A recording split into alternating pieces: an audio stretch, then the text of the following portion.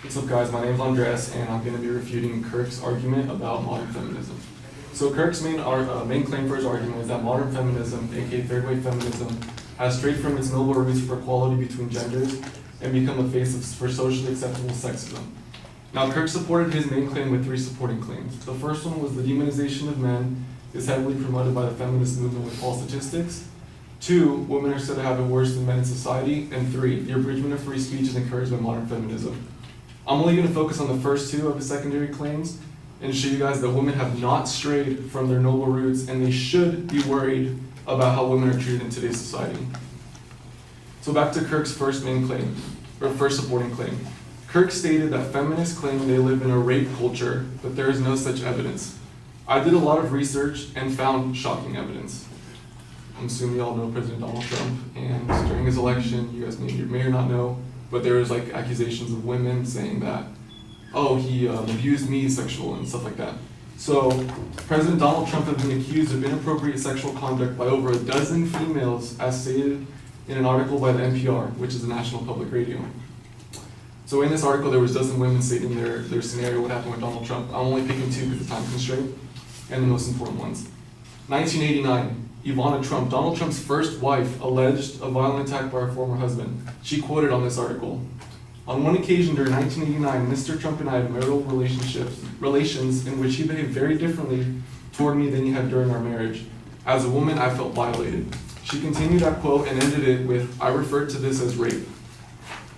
Now you guys are probably thinking 1998, that's kind of far, or 1989, that's kind of far away.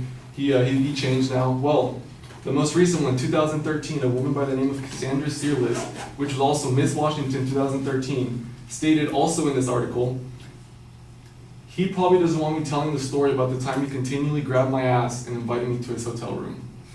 Now, my main conclusion for this part of the claim is, how are women supposed to feel safe and not in a rape culture when our very own President of the United States has a long history of disrespecting and assaulting women?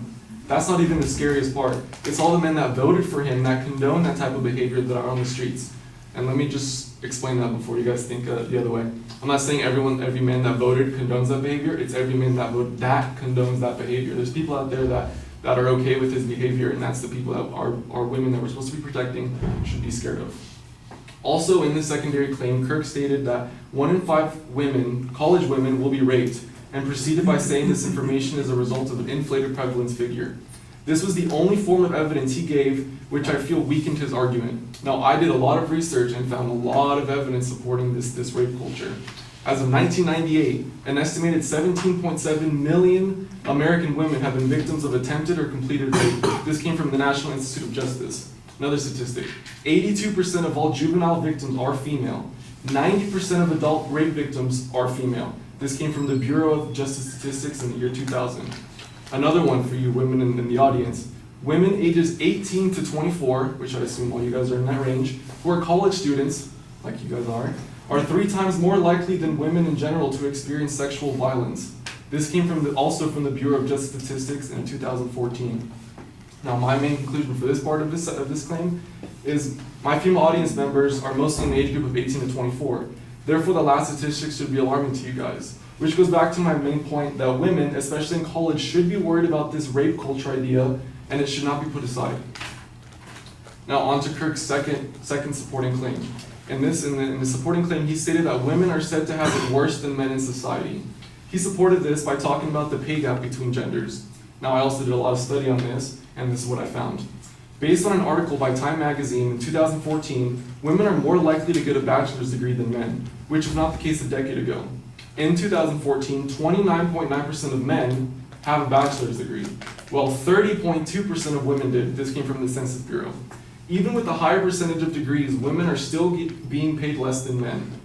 Also, U.S. News and World Report in 2014 stated, women who work full-time today make 78% of what men make on average. Now, for supporting Kirk's argument, he said that this gap is due to differences in occupations, positions, education, job tenure, or hours worked per week. But if women are more likely to get a better education, which in turn equals a better position, and the statistics for the gap differences are based on full-time hours, and I just stated that women who work full-time today make 78% of what men make on average, So men and women are getting equal hours of pay, so therefore there's no correlation used as valid arguments. U.S. News also stated that women make up 56% of workers in the 20 lowest paying jobs, and just 29% of those in the top 20 highest paying jobs. My conclusion for this claim is that women are more likely to degree, yes, they're still being paid less than men. They have just as much or even more potential to get equal pay. I believe women deserve to act against this, as it is a big gender discrepancy issue. I agree with the women's opinions that they think they have it worse than men, which is backed up by all the evidence I gave you guys.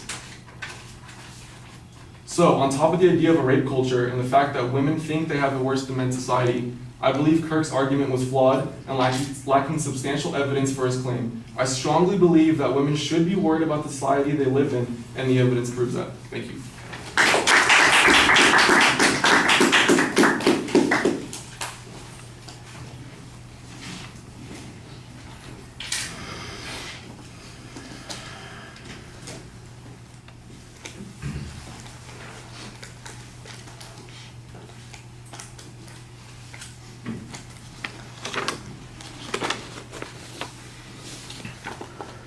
All right, the skipping of the third point's okay. The first and the second point seem to be a place where you're going to focus your attention. The first point, I think, is a little bit heavy on the notion that Trump's behavior and people who voted for him and see it as being acceptable demonstrates that there is a rape culture there. I can see the inference that you're making there. I think it's a reasonable argument to make, but it takes up a big chunk of your time, and I think you could probably make it a little bit quicker and be a little more to the point then. The other argument that I thought was perhaps more convincing was the information about the number of rapes, attempted rapes or assaults, the victimization of people between particular ages. I thought that that was very convincing. Now, the notion that that's socially acceptable, that's where that Trump thing comes in, and I'm not exactly sure that you demonstrated that people thought it was socially acceptable. Of course, we don't want to get sidetracked onto an issue concerning whether or not these acts actually took place, because that, I think, is a different secondary issue. I don't remember if there was an argument in the original claim that suggested that there is a problem with the way these things are processed or discussed, either in colleges, for instance, or in general. That Ivanka Trump said, I would call it rape, that he acted differently. Well, I don't want to know what their sex behavior was and what was different about it. He changed positions on her.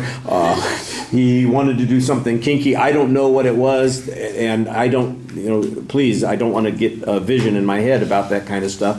But, that she would call it rape, I'm not exactly sure that that's, that would be one of those things that if we were arguing about this, suddenly that would become the point of the argument rather than whether or not a rape culture exists. So you got to be a little bit careful on those things. On the second point concerning the wage gap, I do think that you have some good data on this particular point, but you do make some big inferential leaps about the degrees, the amount of hours that are being worked.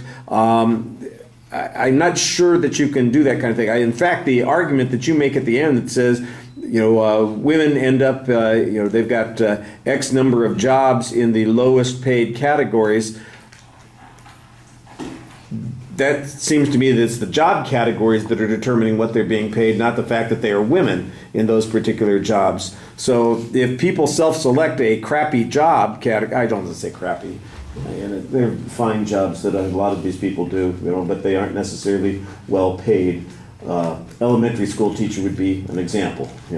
I think women probably dominate in elementary school teaching, and they are well qualified to have those, but they picked a profession that doesn't necessarily pay very well.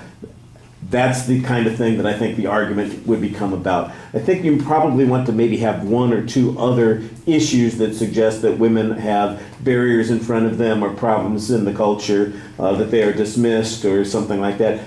I think you have a good argument here. I think you've made a good point. I do think you've got a big leap in your inference there that's a little bit problematic, but I think there are also other points that you can make on this. But I like the way that you kind of tailored it to this audience also, trying to find specific ways that people could relate to it. I appreciated that a lot. All right, thank you.